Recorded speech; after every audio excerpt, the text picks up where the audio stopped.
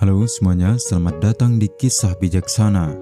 Kali ini kita akan menceritakan sebuah kisah menarik tentang seekor rubah yang mengalami kejadian tak terduga saat ia mencari makan di pinggir sungai. Sebuah kejadian yang akan memberikan kita pelajaran yang luar biasa. Simaklah kisah menarik ini sampai akhir, agar pesan penting dari kisah ini bisa kita pahami dengan baik.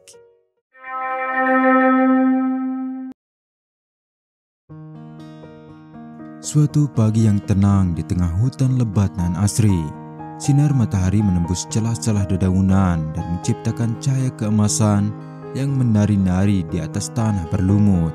Di sana terlihat seekor rubah tengah menyusuri hutan dengan langkah ringan. Sayup-sayup terdengar perutnya mulai menggerutu kelaparan. Seperti biasa ia menjelajahi semak dan pepohonan, mengendus-endus tanah, mencari sarapan paginya. Namun pagi itu berbeda.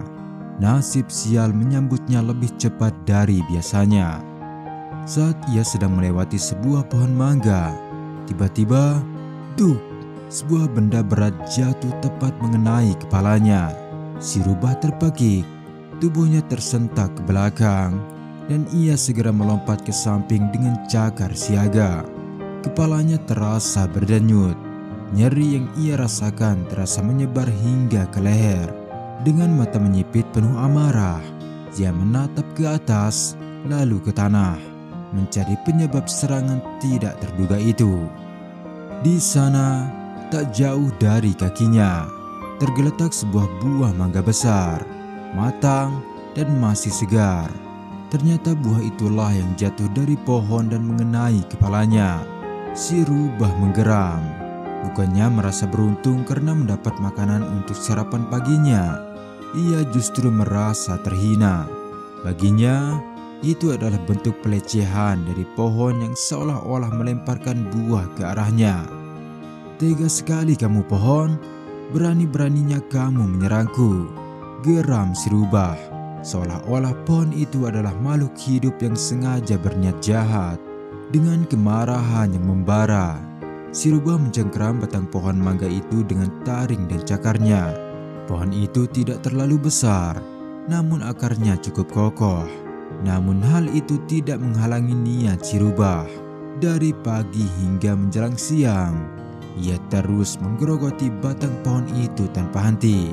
Nafasnya memburu, cakarnya berlumuran getah. Namun ia tidak peduli. Satu-satunya yang ia pikirkan adalah pohon itu harus menerima akibat karena telah menyerangnya. Ia ingin pohon itu tumbang. Ia ingin pohon itu juga merasakan sakit seperti yang ia rasakan. Hingga akhirnya menjelang tengah hari, pohon itu mulai berderit. Dan brak, ia tumbang menghantam tanah. Daunnya berhamburan seolah menegaskan kekalahannya. Si rubah tersenyum puas. Lidahnya menjulur keluar, terengah-engah namun penuh rasa kemenangan. Ia lalu memakan buah mangga yang telah membuatnya marah tadi pagi. Rasanya manis dan dagingnya terasa lembut. Tapi rasa manis itu tak pernah bisa menutupi getir di dalam hatinya. Amarah si rubah memang terlalu mudah tersulut. Yang ternyata kenyataan bahwa si rubah adalah hewan yang sulit mengendalikan emosinya merupakan rahasia umum di hutan itu. Keesokan harinya, si rubah kembali menjelajahi hutan. Kali ini ia menuju arah sungai. Rasa lapar kembali datang, dan ia berharap bisa menemukan sesuatu di sekitar air. Sungai itu jernih dan mengalir pelan, memantulkan bayangan langit biru yang bersih. Di antara akar pohon yang menjulur ke air, ia melihat seekor tikus kecil tengah mencari makan. Tanpa pikir panjang, si rubah menyelinap perlahan ke semak-semak. Tubuhnya merendah, matanya tajam menatap calon mangsanya. Ia menahan nafas dan bersiap menerkam. Tikus itu tampak tidak menyadari bahaya yang mengintai. Namun tepat saat si rubah melompat dan masuk ke semak-semak, tubuhnya tiba-tiba terasa nyeri. Ia menjerit pelan dan terlempar ke samping. Si rubah cepat-cepat berdiri, matanya berputar mencari penyebab luka itu. Dan di sanalah, di antara dedaunan, berdiri seekor landak kecil dengan duri-duri berdiri tegak. Ternyata si rubah tanpa sengaja telah menabraknya. Mendengar keributan di dekatnya, si tikus yang tadi berada di pinggir sungai segera menyelamatkan diri. Sementara di sisi lain, di tubuh si rubah terlihat beberapa duri tajam menancap di sisi tubuhnya. Darah mulai menetes. Si rubah meringis, tapi bukan karena sakit, melainkan karena amarah yang lagi-lagi mulai mendidih. Ia merasa direndahkan, ia merasa disakiti, ditambah lagi kini mangsa yang dia intai telah terlepas. Dan seperti biasa, emosi menguasai akalnya. "Kamu berani melukaiku, akan kubuat kamu menyesal," gumam si rubah. Meski landak itu tidak bermaksud menyerang dan hanya berdiri diam karena takut, si rubah tidak peduli. Ia menerkam, mencakar, menggigitnya dengan amarah yang tidak terkendali. Namun setiap serangan yang ia lancarkan justru membuat dirinya semakin terluka. Duri-duri landak menusuk tubuhnya berkali-kali, meninggalkan goresan yang dalam dan tusukan yang menyakitkan. Namun si rubah terus menyerang. Matanya merah, pikirannya dikuasai oleh dendam. Serangan itu berlangsung lama, hingga akhirnya tubuh si rubah dipenuhi luka. Napasnya mulai tersendat, langkahnya terlihat gontai. Darah mengalir deras dari luka-luka yang ia alami.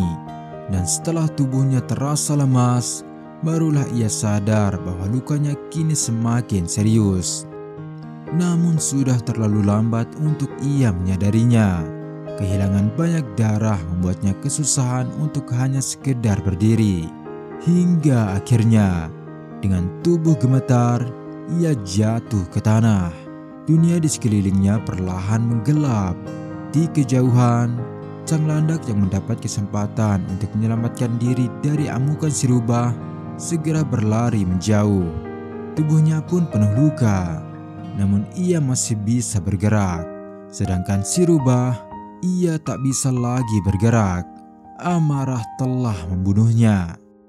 Sinar matahari sore menyinari tubuhnya yang terkapar diam. Tak ada hewan yang datang.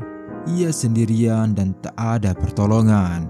Ia telah menghembuskan napas terakhirnya, bukan karena musuh, tapi karena amarah dalam dirinya yang tak bisa ia kendalikan.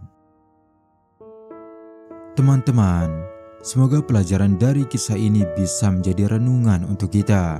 Sudah pasti di antara kita ada yang pernah merasakannya secara langsung, ketika amarah yang tidak terbendung akhirnya menghancurkan kehidupan kita. Berapa banyak keluarga yang hancur, kejahatan, hingga pembunuhan terjadi sebab amarah. Sebab itu saat amarahmu terasa meledak, diamlah dulu dan tenangkan hatimu. Jika saat marah kamu sedang berdiri, maka duduklah. Jika duduk belum meredakan amarahmu, maka berbaringlah. Jangan sampai amarah sesaat menghancurkan kehidupan kita. Sekian kisah kali ini. Jangan lupa tinggalkan like dan komentar positif jika kisah ini memberikan manfaat untuk teman-teman. Terima kasih dan sampai jumpa di kisah berikutnya.